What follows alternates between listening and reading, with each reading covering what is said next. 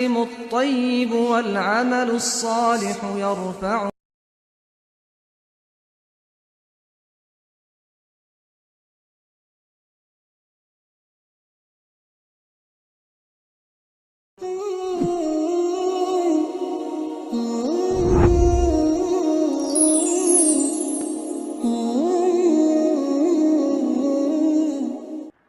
بسم الله الرحمن الرحیم. الحمد لله و صلاة و السلام علی حبیبنا و رسولنا محمد المصطفى علیه افضل صلوات ربی و سلامه.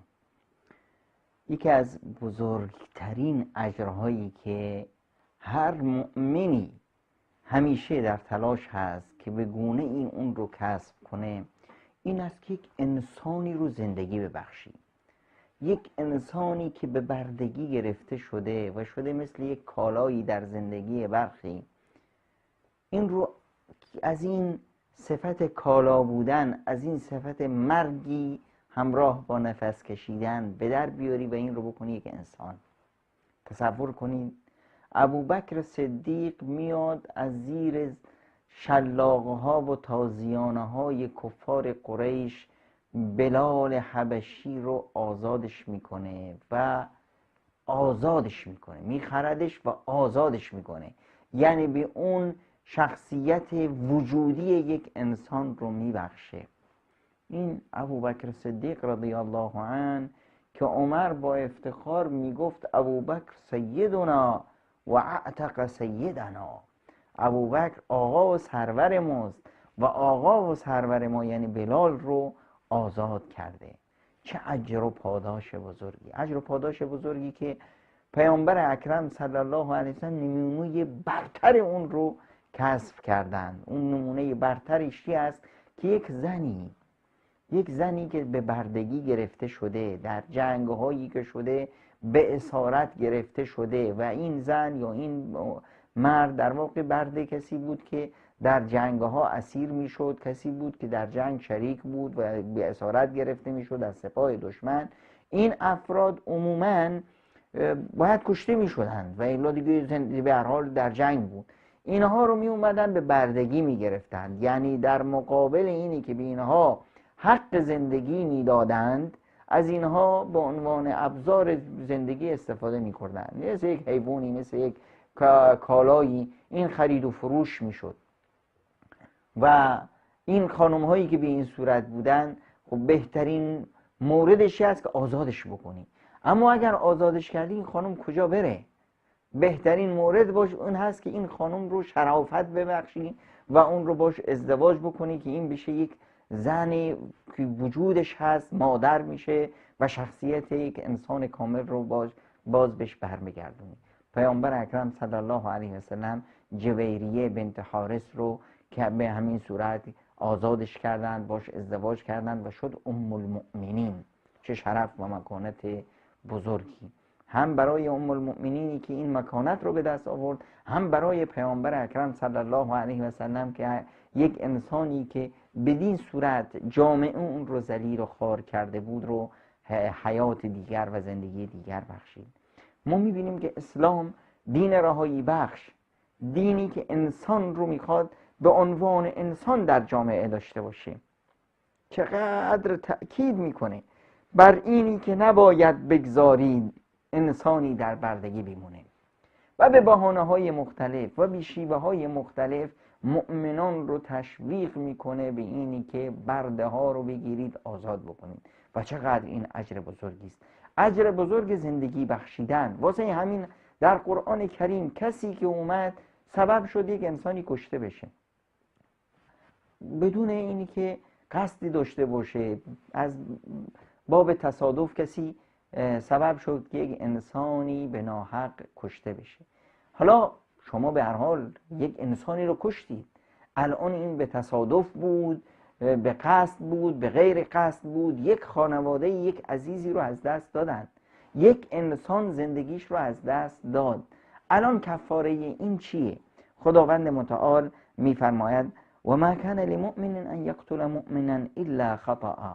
هیچ مؤمنی حق نداره که یک مؤمن دیگه رو بکشه مگر اینی که اشتباهاً همچنین حالتی صورت بگیره. و من قتل مؤمنا خطأ فتحریر رقبة مؤمنه. و اگر کسی احیانا همچنین حرکتی صورت گرفت در یک حالتی که خواست یک حیوانی رو شکار بکنه، تیر اشتباه رفت خورد به انسانی و کشته شد، در مسیری به ناحق بدون اینی که متوجه بشن انسانی زیر لای ماشین رفت، به هر حال به گونه ای انسانی کشته شد به ناحق که همه دلیل و برهان ها اگر به حق باشه که قصاص میشه و اون چون که خونی رو ریخته خونش هم ریخته میشه. اما در همچنین حالتی که یک انسانی رو شما آوردید به فنا دادید، پس باید یک انسانی رو از فنا بیارید به زندگی و اون همون اسیر یا همون برده هست که باید اون رو آزادش کنیم. و گناهان بسیار بزرگی والذین یظاهرون من نسائهم ثم یعودون لما قالوا، اونهایی که مرتکب گناهان بسیار بزرگی میشن. گناه ظهار یک گناهی است که در فضای خانوادگی به وجود میاد وقتی که مرد همسرش رو به عنوان مادر یا خواهر به اون رتبه از نامحرمیت میرسونه یا محرمیت میرسونه که به اصطلاح با اون دیگه نمیتونه زن یا شوهر بشه. در این حالت هست که اینجا یک گناهی رو مرتکب شده که این گناه در وزن طلاق هست، گناهی هست در وزن طلاق که یک خانواده رو به فنا میده، یک زندگی هایی رو در خطر میگذاره. کفاره این چه هست؟ کفارهش و تحریر و رقبه، آزادی یک انسانی از فنا و عدم و هیچ و پوچ بودن و منتقل کردن اون به زندگی. پس این گناهان بزرگ با اجرهای بزرگ همسنگ میشن. این گناه بزرگ باید با قضیه تحریر رقبت باشه، آزاد کردن برده‌ای. کشتن انسان با کفارهش با آزاد کردن برده‌ای. یا در آیت دیگه داریم لا یؤاخذکم الله باللغو فی ایمانکم، کسی که میاد عظمت الله متعال رو سر زبانش همینجور بی‌وزن قرار میده. به خدا باید اینجوری بکنید، به خدا اینجوری شد، به خدا شما رفتید، به خدا اومد، به خدا من این کارو نکردم. این حرفای به خدا به خدا به خدا اگر حالت لغو داشته باشه، یعنی کسی زبانش به همین میره، هدفی نداره، نمیدونم وزنی نداره، این حرف لا یؤاخذکم الله باللغو فی ایمانکم، این قسم‌های لغو، قسم‌های پوچ و هیچ، اینها رو خداوند مورد بازخواست نمیذاره. ولکن یؤاخذکم بما عقدتم الایمان، اما وقتی که با موافقت قلب و زبان، یعنی یک گرهی، یک اتفاقی بین زبان و قلب این قسم میشه، اون وقته که دیگه این قسمه. وقتی که شما به کسی چای میدی با خدا همین چای رو از من بگی، میگه که نمیخوام. خب این چایی هست که شما با خدایی که گفتید همینجور دیگه گفتید، با خدا که قبول بکنی، خب هدفی نداشتی.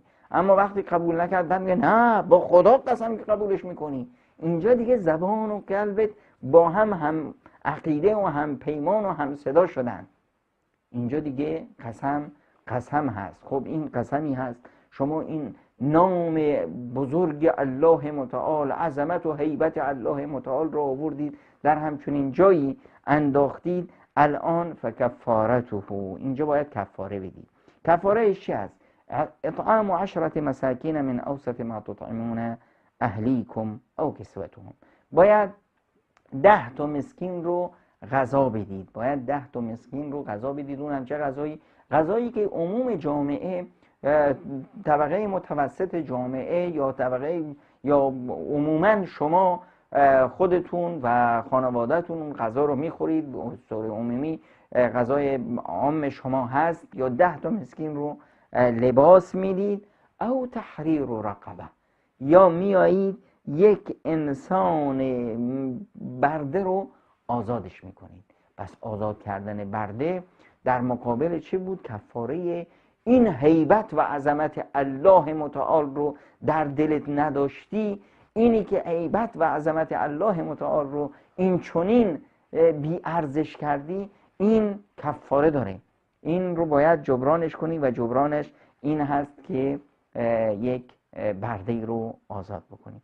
این اجر بزرگ رو ما چطور به دست بیاریم؟ توانش رو نداریم. خدای من، پیامبر اکرم صلی الله علیه و سلم به ما راهکارهایی نشون میده که ما میتونیم این اجر بسیار بزرگ رو با ترفنده های بسیار کم، با راهکارهای بسیار آسون، با شیوه های بسیار بسیار بسیار آسون ما به دست بیاریم. یعنی داد و ستد من بنده با الله الرحمن الرحیم، با خدایی که به بهانه‌ای میخواد به من اجر و پاداش بده. در حدیث پیامبر اکرم صلی الله علیه و سلم اومده یک ذکری هست که پیامبر به ما یاد میده و این ذکر رو ببینید که چه اجری داره. این چی هست؟ خیلی آسون. لا اله الا الله وحده لا شریک له، له الملك وله الحمد وهو على كل شيء قدير. لا اله الا الله وحده لا شریک له، له الملك وله الحمد وهو على كل شيء قدير. کسی که بیاد این ذکر رو در هر روزی 100 بار بخونه، در روزی شما میایید 100 بار میگید لا اله الا الله وحده لا شریک له، له الملك وله الحمد وهو على كل شيء قدير. لا اله الا الله وحده لا شریک له، هیچ خدایی نیست مگر الله وحده لا شریک له، خدای یکتایی که هیچ شریکی نداره. له الملک و له الحمد، همه ملکوت از آن اوست، همه قدرت در دست اوست. و له الحمد، همه حمد و ثنا و ستایش از اوست، شکر از اوست، همه شکر و حمد از الله است و اون مالک الملک هست. و هو علی کل شیء قدیر، و خداوند بر هر چیزی تواناست. این ذکر لا اله الا الله وحده لا شریک له، له الملک و له الحمد و هو علی کل شیء قدیر، اگر این رو در روزی 100 بار گفتید، انگار که کانت له عدل 10 رقاب، انگار که شما 10 تا برده رو آزاد کردید. اجر آزادی 10 تا برده رو خداوند منان به شما میده. آزاد کردن 10 تا برده رو اجرش رو میگیرید. و کتبت له 100 حسنه، و 100 تا نیکی برای شما نوشته میشه. شما یک ذکری رو 100 بار گفتید و 100 تا گناه از شما حذف میشه. و کانت له حرزا من الشیطان، و این ذکر تمام روز رو، حتی یومه ذاک حتی یمسی، تمام اون روزو تا شبش این دعاست که در مقابل شیطان مثل یک سپری در جلوی شما قرار میگیره و شما رو از کید و از مکر شیطان نجات میده. و پیامبر اکرم صلی الله علیه و سلم میفرماید که اجر و پاداشی از این فرد بیشتر کسی نداره مگر کسی که بیش از این فرد که گفت 100 بار گفته بود، کسی بیاد بیشتر از اون این ذکر رو تکرار بکنه. لا اله الا الله وحده لا شریک له، له الملک و له الحمد و هو علی کل شیء قدیر. این اجر و پاداش این ذکر بسیار نیکو و زیباست. یک چیز دیگه که پیامبر اکرم صلی الله علیه و سلم موردی که به ما نشون دادن که همچنین اجر و پاداشی داره، مال اون کسیه که الله از راه دور، از جاهای دور بره پیش کجا؟ بره خانه خدا. خانه خدا چه مغناطیسی هست که قلبهای مؤمنان رو جذب میکنه. و کسی که بره در خانه خدا، ببینید نماز رو هر جا میتونید بخونید، روزه رو هر جا میتونید بخونید، اما یک عبادت هست که فقط و فقط دور و بر خانه خداست و اون طواف بیت الله هست. کسی که بره در بیت الله طواف کنه، 7 بار طواف کنه و 2 رکعت نماز بعد از اون بخونه، کان کعتق رقبه، اجر و پاداشش مثل کسیه که یک برده رو آزاد کنه. در حدیث دیگر پیامبر اکرم صلی الله علیه و سلم میفرماید من طاف بهذا البیت اسبوعا، کسی که بیاد 7 بار دور خانه خدا طواف کنه.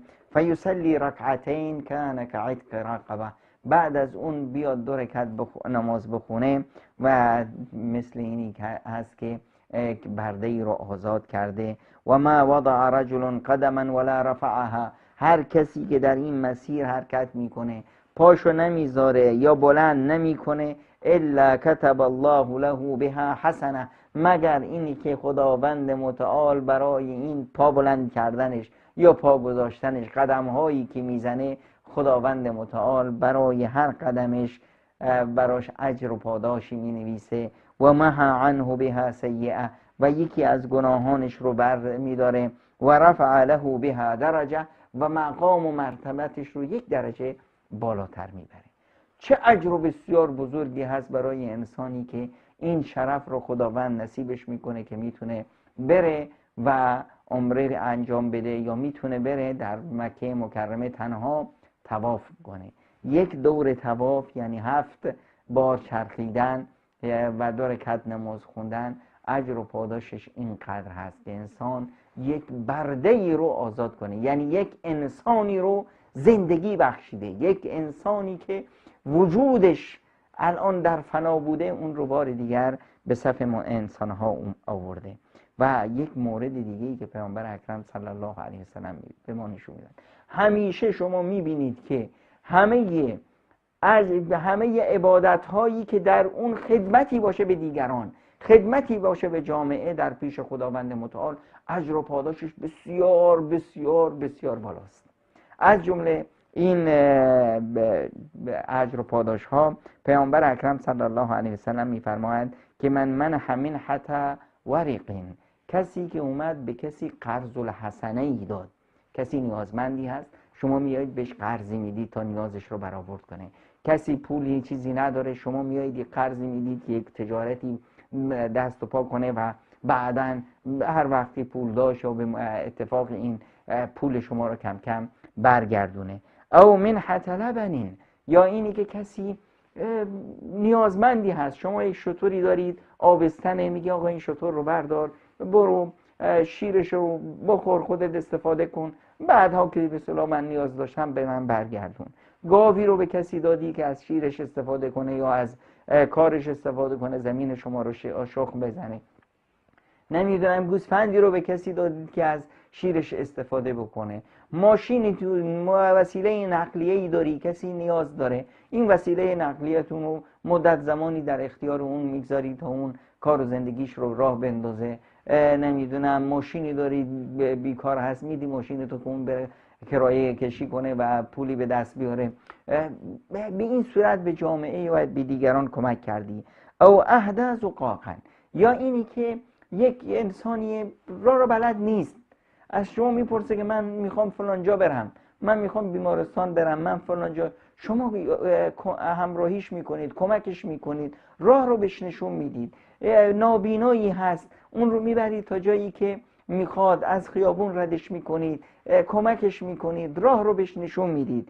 هر کسی که چنین کرد فهو کعتق نسمه، این کارها قرض الحسنه دادن، نمیدونم زندگی کسی رو راه انداختن، یک کسی رو راه رو بهش نشون دادن، این اجر و پاداشش مثل اینی هست که یک انسان بیاد 1 برده ای رو آزاد کنه، 1 انسانی رو که وجودش در فنا بود اون رو بار دیگه به زندگی برگردونه.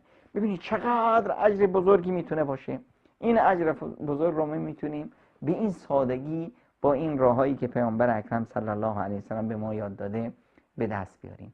یه مورد دیگه ای هم که پیامبر میگه که با اون میتونید اجر پاداش آزادی 1 برده رو به دست بیارید، این هست که من رمى العدو بسهم فی سبیل الله، کسی که رفته برای جهاد در راه خدا و تیراندازی میکنه برای دفاع از حرمات اسلام، دفاع از سرزمین های مسلمان ها، دفاع از جان و ناموس سرزمین اسلام، این وقتی که شلیک میکنه و این تیرش به منطقه دشمن وارد میشه، اصابه و اخطا، چه این تیرش به هدف بخوره چه هم به هدف نخوره، همینی که رفته در این فضا شرکت کرده، در این عبادت بزرگ شرکت کرده، یعدیل و رقبه، همین تیراندازیش، همین مشارکتش به اندازه آزادی یک برده‌ای براش اجر داره. بسیار اجر جهاد در راه خداوند متعال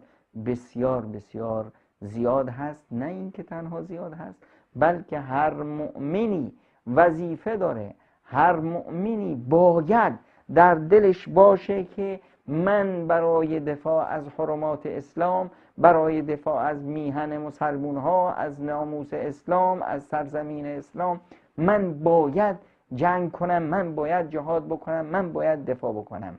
هر کس، پیامبر اکرم صلی الله علیه وسلم میفرمایند من مات ولم یغزو او یحدث نفسه بالغزو، کسی که مرد در حالی که جهاد نکرده بود یا حتی نیت جهاد نداشت، حتی در فکر این نبوده که بره در راه خدا جهاد بکنه، مات میتة جاهلیه، این وقتی که میمیره مرگش مرگ جاهلیت هست، یعنی مرگی هست که صفات اسلامی ازش دور شده. یعنی این مردانگی و شجاعت یک مرد مسلمون که در فکر دفاع از سرزمین اسلام باشه رو در اون نبوده. پس این چقدر اجر بزرگی هست که ما نباید ازش غافل باشیم.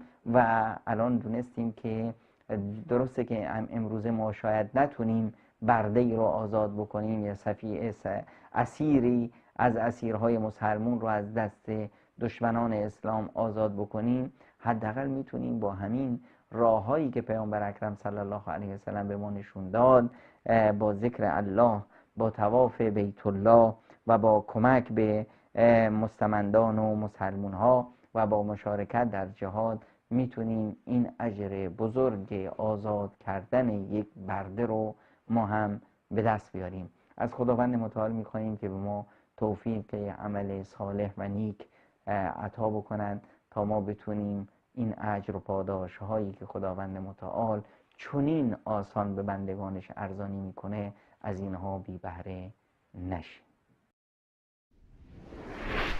إليه يصعد الكلم الطيب والعمل الصالح